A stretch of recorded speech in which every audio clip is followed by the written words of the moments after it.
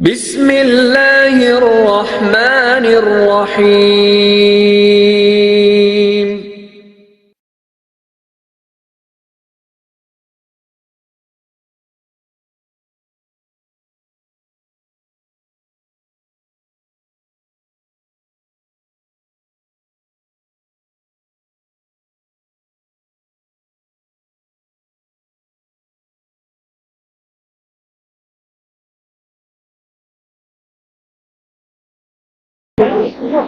الحمد لله نحمده ونستعينه ونستغفره ونؤمن به ونتوكل عليه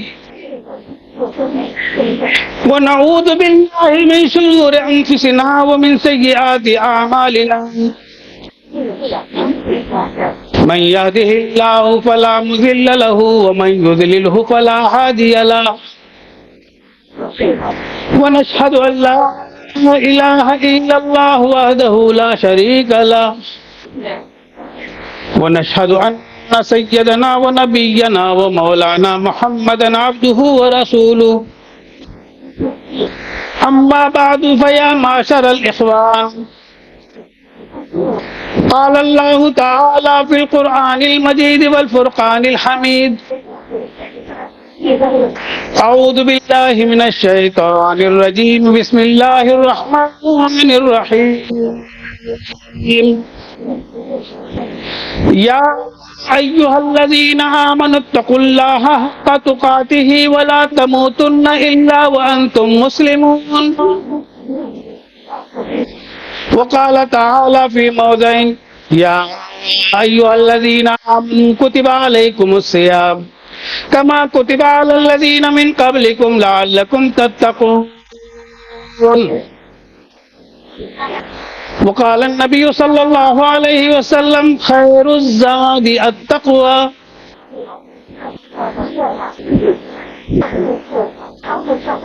وقال النبي صلى الله عليه وسلم رأس الحكمة مخافة الله وقال النبي صلى الله عليه وسلم الصوم جنة ما لم يخرقها وقال لخلوف فم الصائم أطيب عند الله من ريح المسك برادران اسلام، اللہ تبارک و تعالیٰ کا لاکھ لاکھ شکر احسان ماننا چاہیے اس بات پر کہ اللہ تبارک و تعالیٰ نے ہمیں زندگی عطا کی، ماہ رمضان عطا کیا، ماہ رمضان کا پہلا عشرہ عشرہ رحمت اچھے طریقے سے ہمیں گزارنے کی توفیق عنایت کی، اور عشرہ ثانی عشرہ مغفرت ہمیں عطا کیا۔ اس بات پر اللہ تبارک و تعالیٰ کا جس قدر بھی شکر ادا کیا جائے کم ہے،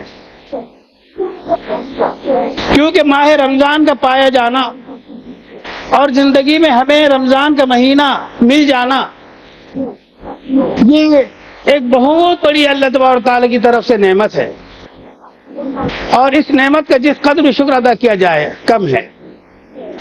اس نعمت کے پانے کے لیے حضور اقدس صلی اللہ علیہ وسلم رجب ہی میں دعا مانگا کرتے تھے، اللہم بارک لنا فی رجب و شعبان و بلغنا رمضان، کہ اے پروردگار عالم ہمارے لیے تو رجب اور شعبان کے مہینے میں برکتیں عطا فرما اور ہمیں رمضان تک پہنچا، یعنی ہماری عمر اس قدر لمبی کر دے کہ ہم ماہ رمضان کو پا سکیں۔ اس اعتبار سے ہم بڑے خوش نصیب ہیں۔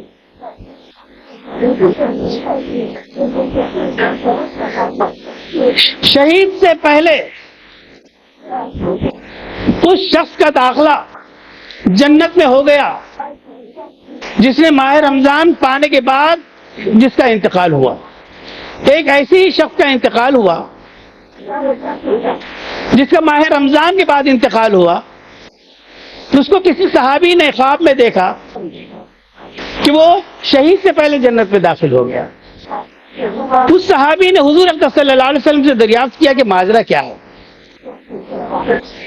تو حضور نے فرمایا باوجود اس کے کہ اس کا خون کا خطرہ زمین پہ گرنے سے پہلے ہی اس کی مغفرت ہو جاتی ہے، ماہ رمضان کی جو عبادتیں اس نے حاصل کی ہیں اس کا کچھ اجر و ثواب شمار نہیں کیا جا سکتا، لہذا وہ جنت میں جو گیا شہید سے پہلے، اس کی خاص وجہ یہ ہے کہ اس نے ماہ رمضان کو پایا ہے۔ ماہ رمضان کا پہلا عشرہ رحمت پایا ہے، عشرہ مغفرت پایا ہے، اور جہنم سے چھٹکارے اور خلاصی کا عشرہ پایا ہے۔ پھر اس نے ماہ رمضان کی طاقتوں کا اہتمام کیا ہے، شب قدر کو حاصل کیا ہے۔ اور تم کیا جانو کہ شب قدر کیا چیز ہے؟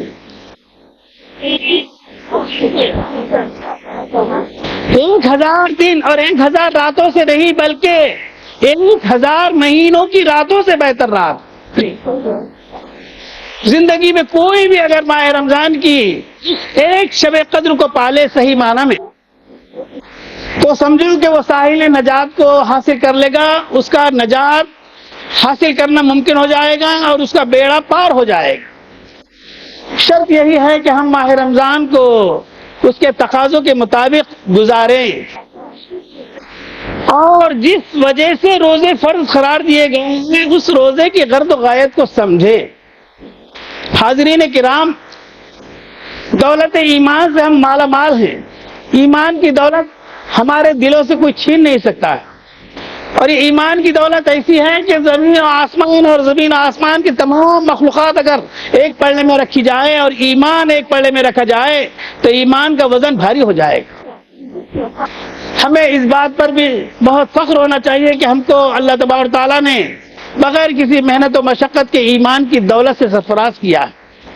ایمان کی دولت حاصل کرنے کے بعد اگر کوئی چیز سب سے زیادہ قیمتی اگر ہو سکتی ہے تو وہ ہے تقویٰ۔ تقویٰ کہتے ہیں پرہیزگاری کو، پرہیزگاری کہتے ہیں دینداری کو، دینداری کہتے ہیں اللہ کے ڈر کو، اور اس دنیاوی زندگی کا سب سے بہترین اگر توشہ کوئی ہو سکتا ہے تو وہ ہے تقویٰ۔ خیر الزاد التقویٰ، بہترین توشہ تقوی کا توشہ۔ دوسری حدیث جو میں نے آپ کے سامنے پڑھی ہے کہ حکمت اور دانائی اور عقل مندی کی اگر کوئی اساس، کوئی بنیاد اور کوئی جڑ اور کوئی اصل ہو سکتی ہے تو وہ اللہ کا خوف۔ اللہ کا خوف اگر کسی کی زندگی میں آ جائے تو اس کی زندگی کی نیا بھی پار لگ جائے اور آخرت میں بھی کامیابی اور کامرانی اس کے قدم چومے گی۔ قرآن شریف کی 2 آیتیں میں نے آپ کے سامنے تلاوت کی ہے۔ دوسری آیت میں رمضان کے روزوں کی فرضیت کی غرض و غایت بیان کی گئی ہے، اور پہلی جو آیت میں نے آپ کے سامنے پڑھی ہے اس کا ترجمہ یہ ہے کہ اے ایمان والو، اللہ سے ڈرتے رہو جیسا اس سے ڈرنے کا حق ہے۔ یا ایھا الذین آمنوا اتقوا اللہ حق تقاتہ ولا تموتن الا وانتم مسلمون۔ اے ایمان والو، اللہ سے ڈرتے رہو جیسے اس سے ڈرنے کا حق ہے۔ وَلَا تَمُوتُنَّ إِلَّا وَأَنْتُمْ مُسْلِمُونَ، اور تمہیں موت نہ آئے مگر اس حال کہ تم مسلمان۔ تو اللہ سے ڈرنے کا جو حکم دیا گیا ہے یہی ہے تقویٰ اور پرہیزگاری۔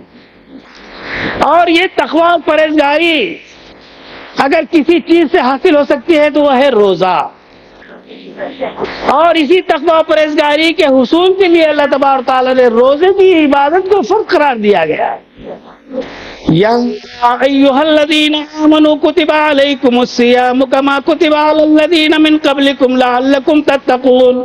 اے ایمان والوں، تم پر روزے فرض کیے گئے ہیں ایسے ہی جیسا کہ سابقہ امتوں پر فرض کیے گئے تھے، لعلکم تتقون، تاکہ تم متقی بنو، تقوی اور پرہیزگاری اختیار کرنے والے بنو۔ تو زندگی کا ماحصل ایمان کی دولت کے بعد اگر کوئی چیز ہمارے اندر تقوی کی صفت پیدا ہو جاتی ہے اور تقوی اگر حاصل ہو جاتا ہے، پھر دنیا کی کوئی طاقت ہم کو تکلیف نہیں پہنچا سکتی، اور دنیا میں کامیاب ہونے سے کوئی چیز ہمیں روک نہیں سکتی، اور آخرت میں بھی ہمارا کامیاب ہونا یقینی ہے۔ حضور اقدس صلی اللہ علیہ وسلم کی خدمت میں ایک صحابی تشریف لائے اور کہا کہ مجھے کوئی ایسا عمل بتا دیجئے جو میری زندگی میں سب سے زیادہ نفع مند ہو۔ تو تو حضور صلی اللہ علیہ وسلم نے فرمایا کہ روزے رکھا کرو. حقیقت یہی ہے کہ روزے رکھنے سے انسان اپنے آپ کو برائیوں سے روکتا ہے, اچھائیوں کی طرف اس کی طبیعت آمادہ ہوتی ہے. دیکھیے نا, ہم اپنے اطراف و اکناف میں, ہماری سماج میں, ہمارے معاشرے میں, ہمارے محلے میں, ہمارے رشتہ داروں میں, ہمارے دوست احباب میں ہم ایک طاہرہ نظر ڈالیں تو یقیناً ہمیں محسوس ہوگا کہ وہ لوگ جو کبھی مسجد کا رخ نہیں کرتے تھے وہ مسجد کا رخ کرتے ہیں, جو کبھی ایمان, اسلام اور دین اور مسجد اور عبادت وغیرہ کی بات نہیں کرتے تھے لیکن رمضان میں وہ بھی ایمان, یقین, دین, قرآن, اسلام کی باتیں کرتے ہیں. مطلب وہ رمضان کے مہینے کی جو اہمیت ہے اور جو غرض و غایت ہے اس کا یہ اثر ہوتا ہے کہ گناہ گار سے گناہ گار انسان بھی اللہ تبارک و تعالیٰ کی طرف مائل ہو جاتا ہے, اس کا دل نرم اور موم ہو جاتا ہے عبادت کے لیے, گویا کہ اس کا دل مائل ہو جاتا ہے. لیکن ساتھ ہی افسوس کے ساتھ یہ کہنا پڑتا ہے کہ تاریخ اس بات کی گواہ ہے کہ ہماری ایک قوم ایک ایسی بھی ہے ہمارے اندر جو راتوں کو تو جاگتی ہے سحری کرنے کے لیے, سحری کے انتظار میں راتوں کو جاگتی ہے. اب وہ لایانی باتوں میں یا بامانی زندگی میں یا بامانی چیزوں میں لیے گزارتی ہے, وہ ایک آپ اپنا طرف سے فیصلہ کر سکتے ہیں کہ سحری کے لیے راتوں کو جاگتے ہیں اور افطار کے لیے دن میں سو جاتے ہیں افطار کے انتظار میں. تو رات گزاری سحری کے لیے لایانی کاموں میں اپنا اوقات ضائع کرتے ہوئے سحری کے انتظار میں رات گزارنا کوئی عقل مندی کی بات نہیں ہے.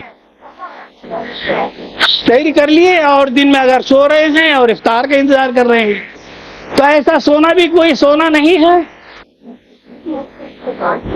جس طرح کہ ہم سنتے آئے ہیں کہ سونا بھی عبادت ہے لیکن دن بھر سونا یہ کہاں کی عبادت ہو گئی. بہرحال ماہ رمضان میں دو جہاد انسان کے لیے بہت ضروری ہے, جہاد بالنفس, جہاد باللیل و جہاد بالنہار. ایک رات کا مجاہدہ نفس اور ایک دن کا مجاہدہ نفس. روزہ رکھ کر انسان کھانے سے, پینے سے, خواہشات نفسانی کی تکمیل سے اپنے آپ کو روکتا ہے. یہ جہاد بالنفس بالنہار ہے, دن والا جہاد بالنفس. اور رات والا جہاد بالنفس جو ہے وہ راتوں میں قیام والی جہاد ہے. رات میں عبادتیں ہوں, زیادہ زیادہ تراویح کا اہتمام ہو, ذکر اذکار ہو, تلاوت ہو, اللہ تعالیٰ کی طرف راغب ہو, اپنے آپ کو متوجہ کرے. حضور اقدس صلی اللہ علیہ وسلم کی یوں تو ساری زندگی عبادتوں سے پر ہے لیکن ماہ رمضان میں ان کی عبادت کا جو معمول تھا, حضرت عائشہ فرماتی ہیں کہ آپ کا چہرہ سرخ ہو جایا کرتا تھا اور اللہ کے خوف سے وہ اللہ کی طرف لو لگاتے تھے. تو حضور صلی اللہ علیہ وسلم کا یہ طرز عمل. اور ہم تراویح کے معاملے میں کوئی 4 رکعت پڑھتا ہے, کوئی 8 رکعت پڑھتا ہے, کوئی 12 رکعت پڑھتا ہے, کوئی 18 رکعت پڑھتا ہے, کوئی 20 رکعت پڑھتا ہے. اگر 40 رکعت بھی پڑھی جائے تو کم ہے, رات بھر بھی اگر پڑھی جائے تو کم ہے, کیونکہ ماہ رمضان کی ایک معمولی نیکی کا ثواب, ایک سادی سیدھی نفل عبادت کا ثواب فرض کے برابر کر دیا جاتا ہے اور ایک فرض کا ثواب 70 فرضوں کے برابر کر دیا جاتا ہے. تو ہمیں چھوٹی سی چھوٹی نیکی کرتے رہنا چاہیے. صدقہ, خیر, خیرات, تلاوت, ذکر, اذکار. اور روزہ خالی بھوکے اور پیاسے رہنے کا نام نہیں ہے. روزہ جو فرض کیا گیا ہے متقی بننے کے لیے, پرہیزگار بننے کے لیے, دیندار بننے کے لیے, اللہ سے ڈرنے کے لیے, برائیوں سے رکنے کے لیے. 11 مہینے آپ جسمانی نشو و نما کے لیے, جسمانی ترقی کے لیے آپ کے پاس 11 مہینے ہیں, لیکن روح کی پاکیزگی کے لیے, روحانی طاقت کے لیے, اللہ سے قرب اور تعلق مضبوط ہو اس کے لیے 1 مہینہ ماہ رمضان اللہ تبارک تعالیٰ نے ہمارے لیے فرض کیا گیا ہے تاکہ نفوس کا تزکیہ ہو, گناہوں سے پاکیزگی حاصل ہو, نیکیوں کی طرف انسان کی طبیعت آمادہ ہو. ماہ رمضان جسے سید الشہور کہا جاتا ہے, یعنی رمضان کے مہینے کو سارے مہینوں کا سردار، جمعہ کے دن کو سارے دنوں کا سردار، رمضان بھی ہے، جمعہ بھی ہے، اور اس جمعہ کی عبادت میں ہم گویا کہ نماز جمعہ ادا کرنے کے لیے آئے ہیں۔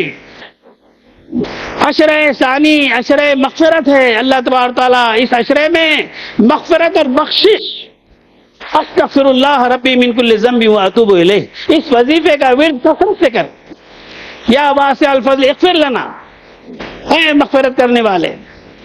اللہ تبارک تعالیٰ ماہ رمضان میں آسمان دنیا پر نزول فرماتے ہیں اور پوچھتے ہیں ہے کوئی نیکیوں کا طلبگار کہ اسے میں نیکیاں عطا کروں، ہے کوئی گناہوں سے بچنے والا کہ اسے بھی گناہوں سے روکوں، ہے کوئی خیر کا طلبگار کہ میں اسے خیر عطا کروں، ہے کوئی برائیوں سے رکنے کی خواہش رکھنے والا کہ میں اسے برائیوں سے روکوں۔ تو یہ رمضان کے روزوں کی غرض و غایت یہ ہے کہ اپنے آپ کو نیکیوں کی طرف آمادہ کرنا اور برائیوں سے روکنا۔ اگر روزے رکھتا ہے اور صحیح تقاضوں کو پورا کرتا ہے تو ایک نماز سے دوسری نماز، ایک نماز پڑھتا ہے تو دوسری نماز تک اگر وہ دونوں نمازیں صحیح ہو تو بیچ کے جو صغیر گناہ اللہ تبارک تعالیٰ معاف کر دیتے ہیں۔ ایک کوئی نماز جمعہ ادا کرتا ہے، آنے والے جمعہ تک کے درمیان کے صغیر گناہ اللہ تبارک تعالیٰ یہ دونوں جمعہ کی برکت سے معاف کر دیتے ہیں اگر اس جمعہ کا بھی صحیح اہتمام کیا اور آنے والے جمعہ کا بھی صحیح اہتمام کیا۔ اسی طریقے سے کوئی ایک رمضان کو اچھے ڈھنگ سے انجام دے دے، اس کے پورے تقاضے پورے کرے، حقوق کی ادائیگی کرے، نظر کی حفاظت کرے، زبان کی حفاظت کرے، کانوں کی حفاظت کرے، برائیوں سے اپنے آپ کو بچائے اور اپنی زبان کو لغزشوں سے، غیبتوں سے، چغلیوں سے، جھوٹ سے، بہتان سے، الزام تراشی سے اور لڑائی جھگڑے سے اپنے آپ کو بچاتے ہوئے روزے کا اہتمام کرے تو انشاءاللہ آپ کی یہ روزے والی عبادت قبول ہوگی، آپ کا یہ رمضان قبول ہوگا اور آنے والے رمضان تک کے درمیان کے جو گناہ صغیرہ ہے اللہ تبارک تعالیٰ اس رمضان کی بدولت معاف کر دیں گے۔ اور ہم دیکھتے ہیں اگر شوال سے لے کر شعبان تک کی زندگی میں اگر کوئی انسان نیکی کا پتلا بنا ہوا ہے، پیکر صالحیت بنا ہے، مجسمہ شرافت بنا ہے، اس کی عبادتیں صحیح ہو رہی ہے، اس کے حقوق کی ادائیگی صحیح ہو رہی ہے تو سمجھو کہ یہ رمضان کا کرشمہ ہے۔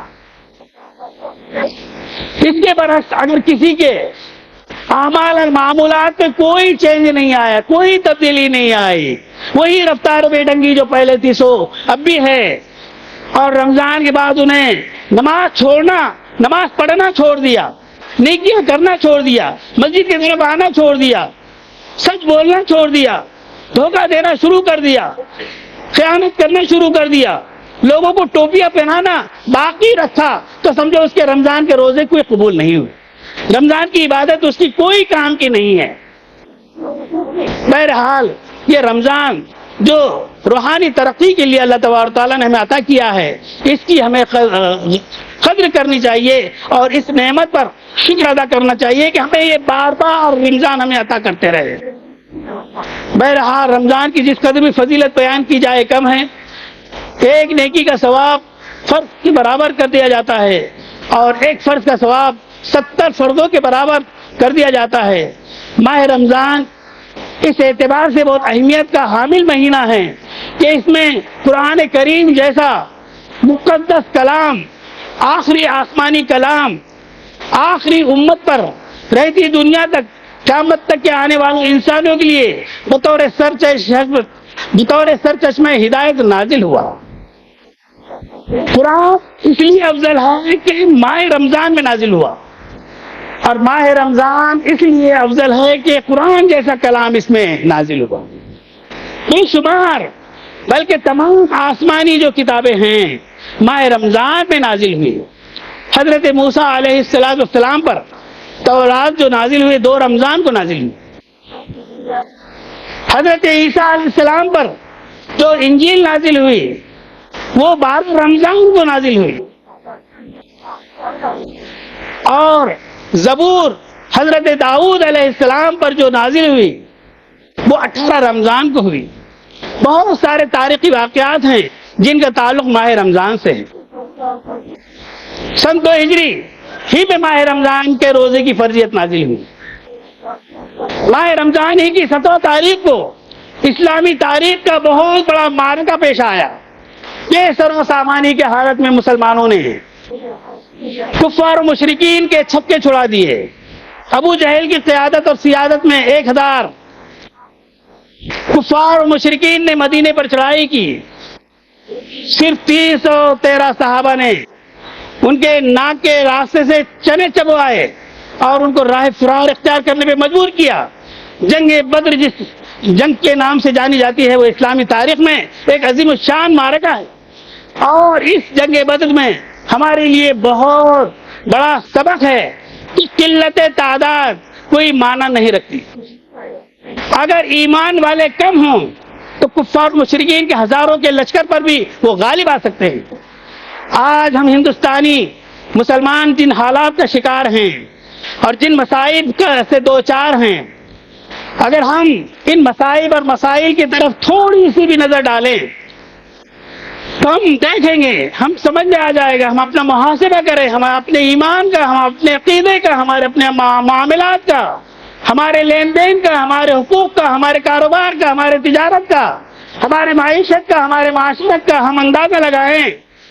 کیا آئین اسلام کے مطابق ہو رہا ہے، قرآن و حدیث کے مطابق ہو رہا ہے، اسوہ رسول کے مطابق ہو رہا ہے؟ میں نے سب سے پہلی جو آیت آپ کے سامنے تلاوت کی ہے اس کے مفہوم میں یہ بھی بات آتی ہے کہ ہر معاملے میں، ہر چیز میں ہمیں تقوی اور خوف الہی اور خشیت الہی پیش نظر رکھنا چاہیے.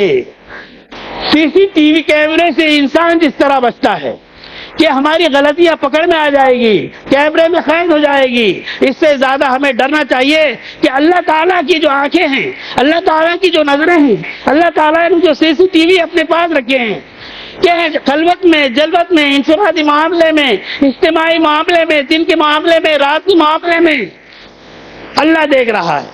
کوئی دیکھے کیا نہ دیکھے، اللہ دیکھ رہا ہے. اللہ کا خوف پیش نظر رہے اس معاملے میں تو گویا کہ ہم تقوی والی صفت ہمارے اندر پیدا ہوگی.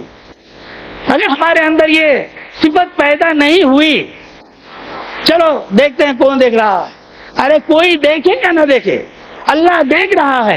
یہ صفت اگر اپنے اندر پیدا ہو جائے گی تو گویا کہ آپ متقی ہو جائیں گے، پرہیزگار ہو جائیں گے، دیندار ہو جائیں گے، اللہ والے ہو جائیں گے. اللہ کے نزدیک تمہارے جیسا کوئی محبوب اور مقبول بندہ نہیں ہوگا. اللہ کے نزدیک محبوب اور مقبول بندہ وہی ہوگا جو تقوی والا ہوگا. تو تقوی کی صفت انسان کے اندر آئے، اسی لیے اللہ تبارک تعالیٰ نے روزے جیسی عبادت کو فرض کیا ہے. ہم ماہ رمضان میں روزوں کا اہتمام کریں، اس کے غرض و غایت کو سمجھیں، اس کے فرض ہونے کا جو مقصد ہے اس مقصد کو پیش نظر رکھ کر ہم روزے رکھیں. بھوکے رہ جانا اور پیاسے رہ جانا اور بعد میں نماز سے دور، تراویح کا اہتمام نہیں ہے، تلاوت قرآن کا اہتمام نہیں ہے. چونکہ قرآن کے نزول کا مہینہ ماہ رمضان ہے، ہم میں کتنے لوگ ایسے ہیں جو ابھی قرآن کی تلاوت کر رہے ہیں. 20-25 سال 15 سال پہلے کا یہ معمول ہوا کرتا تھا کہ تلاوت قرآن کا اہتمام ہوا کرتا تھا، آپس میں کمپٹیشن ہوا کرتا تھا. میرے 2 قرآن ہو گئے، میرے 3 قرآن ہو گئے، میرے 4 قرآن ہو گئے. لیکن آج کل کی نوجوان نسل کو کیا ہو گیا کہ وہ قرآن کو ہاتھ ہی نہیں لگاتے. قرآن انسانی زندگی کے لیے انسائکلوپیڈیا کی حیثیت رکھتا ہے. قرآن سے دوری کا نتیجہ یہ ہے کہ ہم اللہ کی نظر میں تارک قرآن ہو گئے. علامہ اقبال نے اسی موقع پہ کہا تھا، وہ معزز سے زمانے میں مسلمان ہو کر، وہ معزز سے زمانے میں معزز سے مسلمان ہو کر، اور ہم خوار ہوئے تارک قرآن ہو کر. ہم نے قرآن کو نہیں ڈال دیا. اس سے پہلے تو بھی کم از کم ماہ رمضان میں تلاوت کا کثرت کے ساتھ اہتمام ہوا کرتا تھا. گھروں میں تلاوت قرآن کی آوازیں گونجتی تھی. لیکن نہ جانے آج کیا ہو گیا، بہت لوگ ہیں جو قرآن کی تلاوت کا اہتمام کرتے ہیں. 10-20%، 25% بھی شاید نہیں ہے. قرآن کے ظاہری الفاظ کا پڑھنا ثواب کی بات، اس کو سمجھنا موجب خیر و برکت ہے، اس پہ عمل کرنا ذریعہ نجات ہے. ابھی ہم دیکھتے ہیں حفاظ کرام جو تراویح میں قرآن پڑھ رہے ہیں، کہیں ایک پارہ ہو رہا ہے، کہیں صبح پارہ ہو رہا ہے، کہیں 1.5 ہو رہا ہے، کہیں 3 ہو رہا ہے. اب بہت ساری جگہ پر 3 پارے والی تراویح ختم ہو گئی ہے. نوجوانوں نے یہ سمجھ لیا ہے کہ ہمارا قرآن ختم ہو گیا ہے. تو قرآن ختم ہونا ایک الگ سنت ہے، لیکن تراویح پورے رمضان میں پڑھنا ایک الگ سنت ہے. تو تاریخ سنت قرار دیا جائے گا وہ شخص جس نے 10 دن میں قرآن ختم کیا اور بعد میں تراویح کا اہتمام کرنا چھوڑ دیا.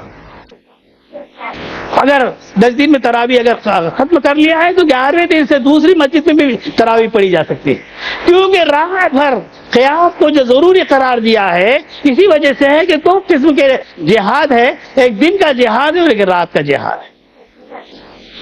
اسی رمضان کے مہینے میں لوگ نفل کے ساتھ ساتھ ایک فرض جو زکوٰۃ کی شکل میں ہے وہ بھی ادا کرتے ہیں، اور زکوٰۃ فرض ہونے کے بعد اگر اس میں کوئی ٹال مٹول کرتا ہے، مسئلے مسائل پوچھنے میں ٹال مٹول کرتا ہے اور اس کی طرف توجہ نہیں دیتا ہے تو منکر زکوٰۃ کافر ہے.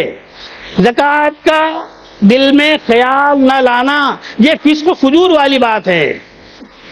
سونا چاندی ہے، مویشی ہے، کاشتکاری ہے، زراعت و کھیتی باڑی ہے اور سامان تجارت ہے، ان 4 چیزوں پر زکوٰۃ فرض ہوتی ہے. مال تجارت پر زکوٰۃ فرض ہوتی ہے. مویشی ہے، 5 اونٹ ہے تو زکوٰۃ فرض ہے، 30 گائے بیل بھینس ہے تو زکوٰۃ فرض ہے، 40 بکریاں ہیں تو زکوٰۃ فرض ہے، 7.5 تولے یا 12.5 تولے چاندی یا ان دونوں دھاتوں میں سے کسی دھات کی قیمت اس کے اوپر ہے اور 1 سال گزر جائے، حول ہو جائے، 1 سال گزر کر جو اماؤنٹ بینک بیلنس رہ جائے اس پر زکوٰۃ دینا فرض ہے. 2.5% روپے میں 2.5 روپے، 1 روپے میں 2.5 پیسے آپ پر زکوٰۃ فرض ہے. تو اگر آپ ایک فرض ادا کرتے ہیں تو 70 فرضوں کا اجر و ثواب آپ کو ملے گا. قرآن کریم کی تلاوت کا اہتمام کرنا چاہیے، کیونکہ عام طور پر عام دنوں میں قرآن کی تلاوت عام طور پر سورہ یاسین کی تلاوت ہوتی ہے، سورہ فاتحہ پڑھی جاتی ہے، سوتے وقت 4 قل اور آیت الکرسی کا اہتمام ہوتا ہے، لیکن عام دنوں میں قرآن کی تلاوت کا کوئی اہتمام نہیں ہے. ماہ رمضان میں ایک حرف پر 10 نے کی، لیکن ماہ رمضان میں ایک حرف پر 70 نے کیا. مفسر کہتے ہیں میں یہ نہیں کہتا کہ الف لام میم ایک حرف ہے، ایسا نہیں. الف لام میم یہ تو ایک لفظ ہے اور لفظ حروف سے بنتا ہے. الف ایک حرف ہے، لام ایک حرف ہے، میم ایک حرف ہے. اگر الف لام میم بول دیا تو گویا کہ 3 حرف ادا ہو گئے. اور عام دنوں میں 10 نیکیاں اور ماہ رمضان میں 70 نیکیاں، تو کس قدر عبادت کے لیے موسم بہار کی حیثیت رکھتا ہے ماہ رمضان. تلاوت قرآن کا اہتمام کیجیے، ذکر و اذکار کا اہتمام کیجیے، تراویح کا اہتمام کیجیے، گناہوں سے بچنے کا اہتمام کیجیے، اخیر عشرے میں اعتکاف کا اہتمام کیجیے، صلہ رحمی کا اہتمام کیجیے. اور ماہ رمضان دراصل انسان کے اندر قوت مدافعت پیدا کرتا ہے، قوت ارادی پیدا کرتا ہے، صبر تحمل اور عفو درگزر کی صفت پیدا کرتا ہے. اگر کسی انسان کے اندر روزہ رکھنے کے بعد بھی غصہ ختم نہیں ہو رہا ہے تو سمجھو کہ اس کا روزہ قبول نہیں ہو رہا. انسان کی روزے کی جو فائدے اسے جو آثار ہے وہ یہ ہے کہ قوت برداشت، عفو درگزر، صبر تحمل یہ پیدا کرنے کے لیے اللہ تبارک تعالیٰ نے روزے فرض کیے ہیں. اسی واسطے کہا جاتا ہے کہ اگر کوئی تم سے لڑے اور جھگڑے پر آمادہ ہو، گالی گلوچ کرے تو تم خاموش رہو، خاموشی اختیار کرو اور اس سے کہو کہ میں روزے سے، میں تجھ سے بات نہیں کر سکتا، میں تجھ سے جھگڑتا نہیں. لیکن ہم دیکھتے ہیں کہ سیب کو سوا سیب بنتے ہیں، اینٹ کا جواب پتھر سے دینے کی کوشش کرتے ہیں. پھر نہ ماہ رمضان دیکھتے ہیں، نہ روزی کی حالت دیکھتے ہیں، نہ مسجد دیکھتے ہیں، نہ مدرسہ دیکھتے ہیں، نہ خانقاہ دیکھتے ہیں، لڑ پڑتے ہیں، جھگڑ پڑتے ہیں. بہرحال ماہ رمضان بے شمار تاریخی واقعات کا مہینہ ہے اور سارے مہینوں میں سب سے افضل مہینہ ہے. اس کی عبادت فرض ہے، تراویح نفل ہے، اور شب قدر کا جو اللہ تبارک تعالیٰ نے ہمیں تحفہ اور بطور نعمت ہم کو عطا کیا ہے، شب قدر کے تلاش کا اہتمام کرنا چاہیے، تاخ راتوں میں اس کا تلاش کا اہتمام کرنا چاہیے. یوں تو سارے رمضان کو عبادتوں اور ذکر اذکار اور انوار سے گزارنا چاہیے. بہرحال اللہ تبارک تعالیٰ ماہ رمضان کے روزوں کی جو فرضیت ہے، جو غرض و غایت ہے، اس کے مقصد کو سمجھتے ہوئے ماہ رمضان کا اس کا احترام کرنے کی، اس کے قدر و قیمت جاننے کی اور روزے کی اہمیت کو جاننے کی اور اس مہینے کے ہر وقت کی، ہر لمحے کی قدر کرنے کی توفیق عطا فرمائے. وآخر دعوانا ان الحمد للہ رب العالمین. یہاں پر جو مسجد جمیل بیگ میں جو سوشل سماجی جو خدمات انجام دیے جاتے ہیں اس سے ہم بخوبی واقف ہیں. لاکھوں کا خرچہ ہے، لاکھوں کا صرفہ ہے، یا بے شمار ملازمین ہیں، تنخواہ یاب ہیں. ایسے موقع پر ہم عام دنوں میں تو دامے درمے سخنے تعاون کرتے ہی رہتے ہیں، لیکن ماہ رمضان میں زکوٰۃ کا جو مد ہے وہ بھی آپ زکوٰۃ دے سکتے ہیں، کیونکہ یہاں پہ جو مستحقین ہیں، مسافرین ہیں، غریب ہے، یتیم ہیں، بے کس ہے، نادار ہے، مجبور ہیں، اور جو بیمار اور بیمار کے تیمارداری کرنے والے جو مہمان آتے ہیں ان کے کھانے پینے کا جو انتظام کیا جاتا ہے زبردست منظم انداز میں، یہ سب کے سب آپ کے تعاون سے کام انجام دیے جاتے ہیں. لاکھوں کا خرچہ ہے. آپ ماہ رمضان میں زکوٰۃ ادا کیجئے، صدقہ خیر خیرات ادا کیجئے، اور اس میں اگر آپ بڑی رقم دینا چاہتے ہیں تو یہ رائٹ ہینڈ پر آفس ہے، وہاں پر آپ جا کر اپنی رسید بنائیے. اللہ تبارک و تعالی ہمیں اس کار خیر میں مرحومین کی طرف سے اپنی طرف سے صدقہ جاریہ حاصل ہو. ہمارے مرحوم کے ایصال ثواب کے لیے جو کچھ بن پڑتا ہے آپ زیادہ سے زیادہ تعاون کیجیے. یہی صدقہ ہمارے لیے آخرت میں نجات اخروی کا ذریعہ ثابت ہوگا. اللہ تبارک تعالی ہمیں ماہ رمضان میں مکمل طور پر زکوٰۃ کے ادا کرنے کی توفیق عطا فرمائے. وآخر دعوانا ان الحمد للہ رب العالمین.